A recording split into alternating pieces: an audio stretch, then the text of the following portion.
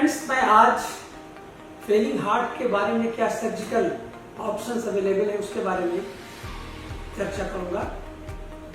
Fehling heart क्या होता है? हम सब जानते हैं कि जो हमारा हृदय है वो 24 घंटे बिना रुके हुए सारे शरीर को ब्लड पंप करता रहता है। अब ये जो ब्लड पंप कर रहा होता है उसके लिए हमारे मसल्स को हार्ट की बहुत हेल्दी होना चाहिए।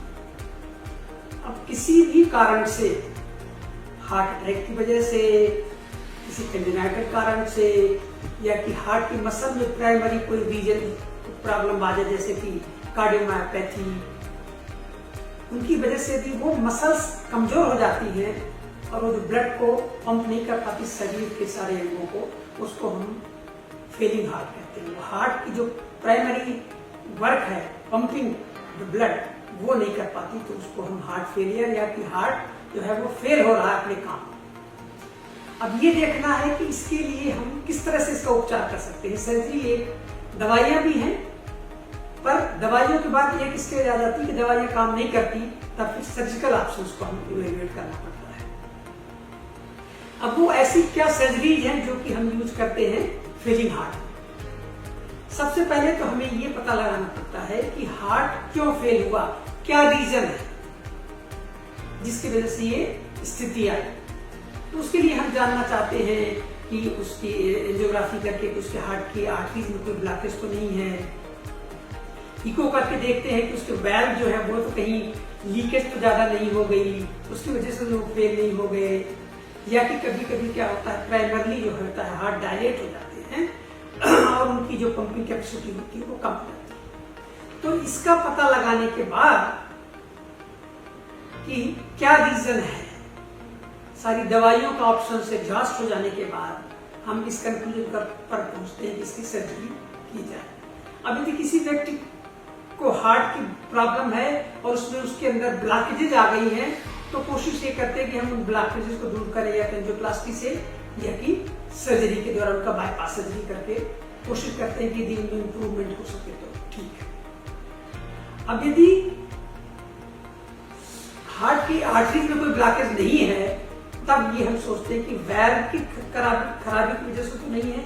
यदि मान लीजिए उसमें हमें माइट्रल वेल्व या एओर्टिक वेल्व की प्रॉब्लम मिलती है तो हम उनको रिप्लेस करने की कोशिश करते हैं या रिपेयर करने की कोशिश करते हैं। अब यदि वो भी नहीं है और हार्ट ऐसा डायलेट हो गया है वायरल इन्फेक्शन की वजह से, कि पोस्टमार्टम सिचुएशन में या और किसी भी अननोन कारण से हार्ट डायलेट हो जाए, तब क्या करना चाहिए? और हार्ट बहुत ज्यादा कमजोर हो जाए, पंपिंग उसकी 10 से 15% बच जाए, तब हमारे पास दो ऑप्शन रह जाते हैं। या तो हम एक स्पेशल डिवाइस होता है, मैकेनिकल डिवाइस, जिसको कि हम कहते हैं एलवैट, लेफ्ट हार्ट असिस्ट डिवाइस, या तो हम वो लगाएं जिसमें कि जो हार्ट की पंपिंग एक्टिविटी है वो हार्ट की मसल के द्वारा ना होकर के इस डिवाइस के द्वारा हो, या कि फिर हार्ट ट्रांसप्लांट किया जाए। जो हार्ट खराब हो गया है, पंपिंग नहीं है, उसमें ऐसे कोई व्यक्ति जिनकी इम्पेंडिंग डेथ है या कि जो ब्रेन डेथ डिक्लेयर हो गए हैं, उनका हार्ट ठीक काम कर रहा है तो उनका हार्ट निकाल करके, जो कि वो डोनर कहलाते हैं, तो रिसिपिएंट में जो व्यक्ति है जिनका कि हार्ट बिल्कुल खराब है और वो मरने की कगार पे है, उन पर लगाया जाता है।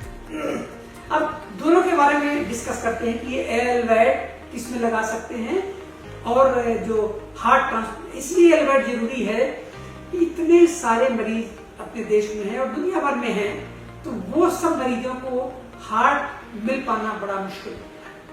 बड़े सारे मरीज होते हैं जो कि इनको रजिस्टर्ड कर दिया जाता है एजेंसीज के साथ में, महीनों सालों वेट कर रहे होते हैं, और कई तो ऐसे होते हैं जो कि वेट करते करते ही उनकी डेथ हो जाती है क्योंकि उनको हार्ट मिल नहीं पाता है।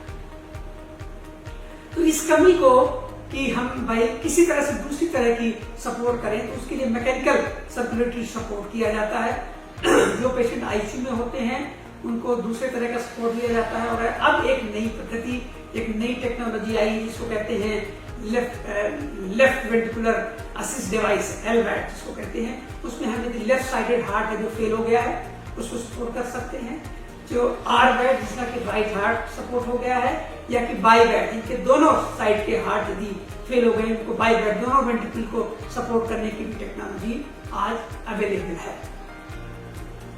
अब ये जो एल बेड है वो 3 तरह से उपयोग में आ सकता है। एक तो ये आ सकता है कि जिनमें ऐसे व्यक्ति हैं जिनको कि हार्ट ट्रांसप्लांट बिल्कुल संभव ही नहीं है, वो एडवांस एज के हैं, या कि बड़े सारे और भी कॉम्प्लिकेशंस है, किडनी की बीमारी है, उनको सिग्निफिकेंट डायबिटीज है।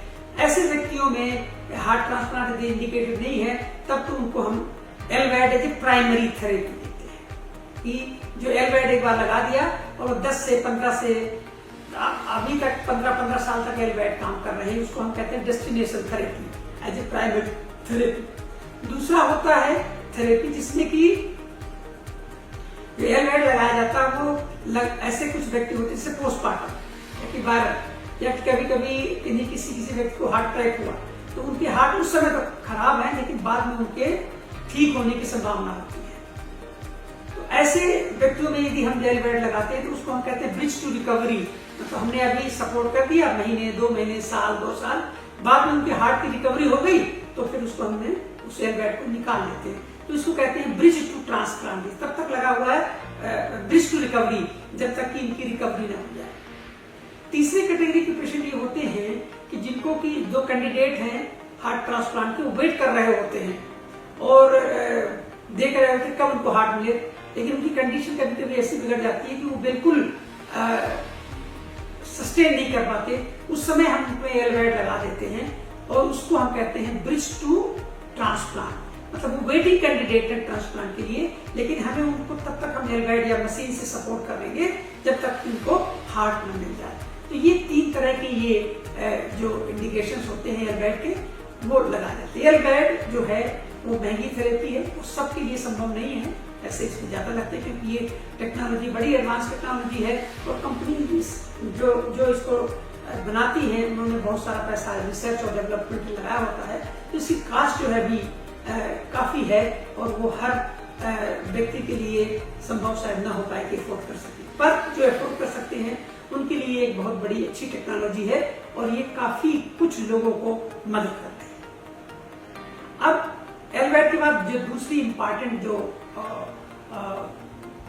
टेक्निक है, जो टेक्नोलॉजी है, वो है हार्ट ट्रांसप्लांट। अब हार्ट ट्रांसप्लांट जैसे कि हमने बताया कि हार्ट मिलना बहुत आसान नहीं होता। बड़े सारे लोग व्यक्ति हैं जो सालों साल वेट कर रहे होते हैं, बड़े सारे लोग होते हैं वेट करते करते उनकी डेथ हो जाती है ना। हार्ट ट्रांसप्लांट एक बहुत ही उम्दा विधि है जिसके द्वारा किसी को मदद की जा सकती है। सबसे बढ़िया जो रिजल्ट है फेलिंग हार्ट के लिए वो हार्ट ट्रांसप्लांट का ही है। अब जो हार्ट ट्रांसप्लांट करते हैं वो ऐसा नहीं होता कि किसी का हार्ट किसी को लगा दिया जाए, ये बड़ी सोफिस्टिकेटेड टेक्नोलॉजी होती है। इसमें सबसे पहले क्या होता है, व्यक्ति जो कि वेटिंग है हार्ट ट्रांसप्लांट के लिए उसका पहले ब्लड ग्रुप किया जाता है। उस ब्लड ग्रुप का रजिस्ट्रेशन उसका होता है, एक नोडल सेंटर होता है, जैसे कि दिल्ली में हमारे पास नोटो है। वो नोटो में उस व्यक्ति का रजिस्ट्रेशन हो जाता है कि अमुक व्यक्ति है, अमुक अस्पताल में वेटिंग है हार्ट ट्रांसप्लांट के लिए, उसका ब्लड ग्रुप जो होता है वो भी रजिस्टर कर दिया जाता है। इसके बाद दिल्ली में या दिल्ली के बाहर कहीं भी यदि कोई डोनर अवेलेबल होता है उस ग्रुप का, तो वो फिर उस सेंटर के द्वारा उस अस्पताल को सूचना मिलती है कि अमुक जगह पर एक प्रोबेबल डोनर अवेलेबल है जो कि इस व्यक्ति से मैच कर रहा है, आप इसको कोशिश कर सकते हैं। तब ये प्रक्रिया शुरू हो जाती है, वहाँ कॉन्टेक्ट किया जाता है उस सेंटर में, उसमें ये देखा जाता है कि वो जो डोनर है वो किस शहर में है, वहां से ट्रांसपोर्ट हार्ट का कैसे किया जा सकता है, हवाई जहाज से लाया जा सकता है कि एम्बुलेंस से लाया जा सकता है। वो कोई मान लीजिए कोई पास के शहर का है या दिल्ली के अंदर का है तब तो वो एम्बुलेंस से आ सकता है। यदि हार्ट मान लीजिए मुंबई में है, पुणे में है, उसके लिए फिर हमें एयरक्राफ्ट की जरूरत पड़ सकती है। वो एयरक्राफ्ट 2 तरह से हो सकता है, या तो सिविलियन एयरक्राफ्ट जो रूटीन फ्लाइट से उससे आ सकता है, या कि फिर चार्टर्ड फ्लाइट से ही आ सकता है। तो ये सारी व्यवस्थाएं, ये सारे जो कैलकुलेशंस हैं वो सब किए जाते हैं कि कहाँ क्या संभव है और ये भी देखा जाता है कि जो हार्ट व्यक्ति का हार्ट अवेलेबल है उसका हार्ट की फंक्शनिंग कैसी है, उसके लॉजिस्टिक्स क्या हैं।